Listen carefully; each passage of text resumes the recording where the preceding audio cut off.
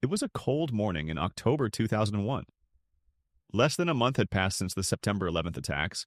New York still smelled of smoke. Washington was in a state of shock. And inside FBI headquarters in Washington, D.C., a new employee walked through the doors for the first time. Her name was Sibel Edmonds. She was 31 years old, a naturalized American born in Iran, raised in Turkey. She spoke 3 languages with native fluency: Turkish, Farsi, and Azerbaijani. And she had been hastily hired, like hundreds of other translators, to help the FBI process the enormous volume of intercepted communications that had been piling up since the attacks. Sibel was motivated, patriotic, determined to help. She had no idea that within a few months, she would be escorted out of that same building. She had no idea that the very government she wanted to serve would use its most powerful legal tools to ensure she could never speak about what she had found. She had no idea that she would become, in the words of the ACLU, the largest civil liberties organization in the United States, the most censored person in the history of the American government. But what Sibel Edmonds found inside those files was so explosive, involved names so powerful, and touched on operations so sensitive that the government chose to destroy her reputation, end her career, and block entire courtrooms rather than let the truth come to light. This is the story of Sibel Edmonds. And it is also the story of how a government silences those who know too much. From Files Undercover, today's episode is called The Sibel Edmonds Case. The FBI translator they tried to silence. To understand the Sibel Edmonds case, you have to understand the chaotic state the FBI was in during the fall of 2001. Before September 11th, the FBI's translation division was chronically underfunded and disorganized. There was a backlog of more than 120,000 hours of untranslated recordings sitting on the agency's servers. Communications in Arabic, Turkish, Farsi, Urdu, and Pashto, languages critical to counterterrorism work, sat untouched for months, sometimes years, before anyone listened to them. After the attacks, this problem was seen as a catastrophic failure. Congress demanded answers, the media pushed back, and the FBI responded the only way it knew how, by hiring people in a rush, without proper vetting processes, to try to reduce the backlog of accumulated intercepts. It was in this context that Sibel Edmonds was hired as a contract translator, not a direct employee, but a contractor, in the FBI's Language Services Division in Washington. She threw herself into the work with enthusiasm. The hours were long. The material was heavy. Conversations about extremist group financing, money movements, networks of contacts across the Middle East and Central Asia. But a few weeks after starting, Sibel noticed something that deeply troubled her. A fellow translator, like whom Sibel would later publicly identify as Melik Khan Dickerson, was behaving strangely. Dickerson, who also spoke Turkish, was apparently being very deliberate about which documents she chose to translate. She would select specific cases to work on and try to steer other translators away from certain files. But there was something even more alarming. Dickerson and her husband, a U.S. Air Force officer named Douglas Dickerson, had documented connections to 2 organizations that were active targets of FBI investigations: the American Turkish Council and the Assembly of Turkish American Associations. These organizations, according to the very FBI investigation Sibel was translating, were suspected of illegal lobbying activities and of serving as channels for the transfer of classified information to foreign governments. In other words, one of the people tasked with translating intercepts about those organizations had personal and professional ties to the very organizations being investigated. This was not just a conflict of interest. It was a potential security breach of severe proportions. Sibel carefully documented everything. She gathered specific examples, and she went to her direct supervisor. The supervisor listened, and did nothing. She escalated to the supervisor's supervisor. Also did nothing. Then, in January 2002, Sibel Edmonds sent a formal, detailed letter to the FBI's Office of the Inspector General, the internal body responsible for investigating irregularities within the agency. 2 months later, in March 2002, Sibel Edmonds was fired. The official justification given by the FBI was vague and generic. She was disruptive, created difficulties in the work environment, and her allegations were considered unfounded. But there was one detail that directly contradicted that official version. The FBI's own Office of the Inspector General, after investigating Sibel's allegations, concluded that her complaints were credible, serious, and should have been properly investigated, and that they were not. The FBI had fired an employee whose allegations its own internal audit considered legitimate. This should have been the end of the story. Wrongful dismissal, flawed internal investigation, perhaps a labor lawsuit, and a quiet settlement. But what happened next was what transformed the Sibel Edmonds case from an internal FBI scandal into something far darker. When Sibel hired a lawyer and attempted to sue the FBI for wrongful termination and retaliation against a whistleblower, the United States Department of Justice intervened in the case and invoked the state secrets privilege. This doctrine, originally established by a U.S. Supreme Court ruling in 1953, allows the federal government to block entire court cases, or crucial parts of them, if it claims that revealing certain information would compromise national security.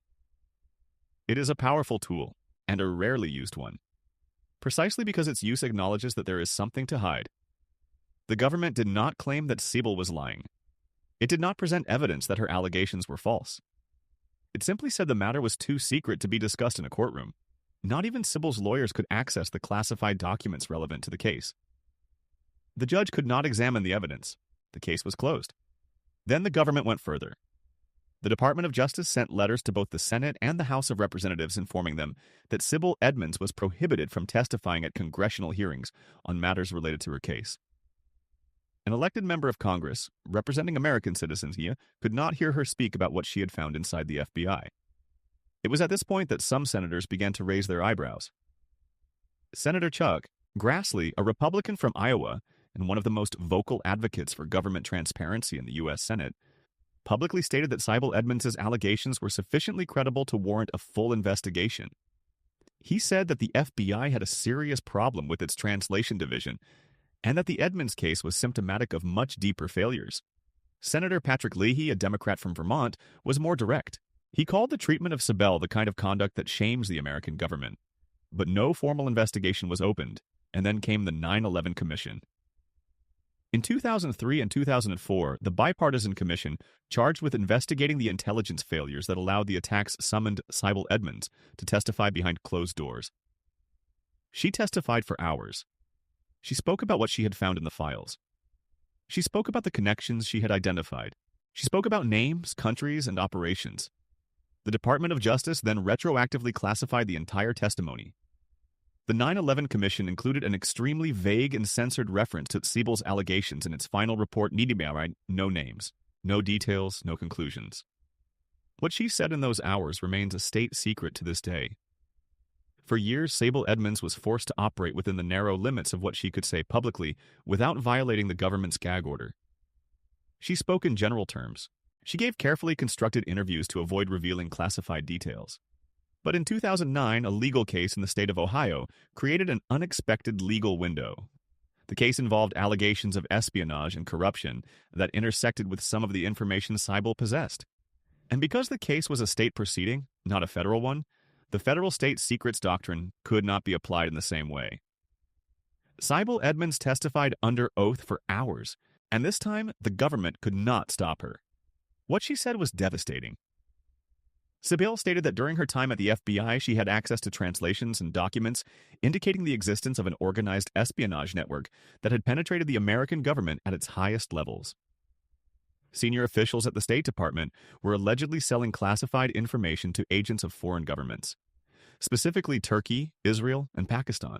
The information included details about the American nuclear program, the identities of CIA agents in the field, and the locations of confidential sources across the Middle East and Central Asia. She claimed that members of the U.S. Congress were being bribed by lobbyists connected to these foreign governments in exchange for favorable votes, access to information, and influence over national security policy. She named names. She named countries. She described specific transactions. All of the men she named denied the allegations. None were publicly investigated. None were indicted. None lost their positions as a result of Sibel's statements. What makes the case even more disturbing is the pattern of institutional silence surrounding it. The mainstream American media virtually ignored the 2009 testimony. The major newspapers, the New York Times, the Washington Post, published minimal references. No in-depth investigation. No sustained coverage. The British press was bolder. The Sunday Times of London published in 2008 a series of investigative articles based on sources that corroborated parts of Sibel's allegations. including specific references to espionage networks operating inside the American government with connections to Turkey and Israel. The stories caused enormous controversy in Britain and were almost completely ignored in the United States. Why did the American media go silent? Sibel has a theory, and it is not a comforting one.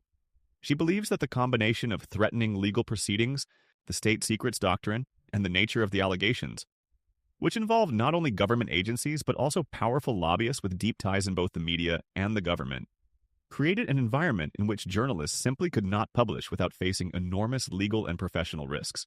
In 2012, Sibel Edmonds published her memoir. The book is called Classified Woman. In it, she describes in detail the years she spent trying to make the system work. The blocked lawsuits, the censored testimonies, the veiled threats, the allies who disappeared. And she describes something that few whistleblowers have the courage to admit: the devastating personal cost of becoming the enemy of the government you wanted to serve. The Sibel Edmonds case is not just about what she found at the FBI. It is about what happens when someone finds something that power does not want found. It is about a legal tool, the state secrets doctrine, that was created to protect field agents and sensitive operations, but that was used to potentially cover up the corruption of senior officials. It is about a 9/11 commission that had the explicit mandate to find every intelligence failure that allowed the attacks, and that nonetheless accepted that crucial parts of an FBI employee's testimony be classified and buried.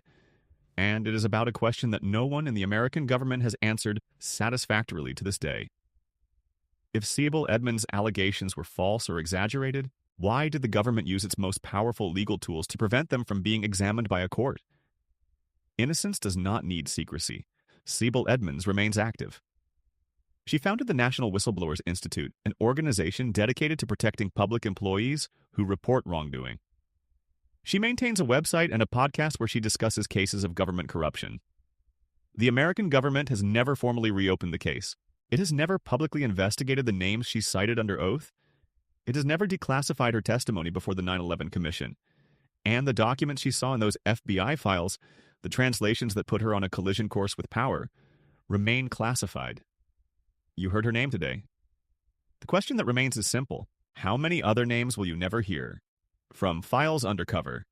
To go deeper on this case, we recommend the book Classified Woman, written by Sibel Edmonds herself, the investigative coverage from the Sunday Times of London from 2008, and the Intercepts archives on espionage networks within the American government.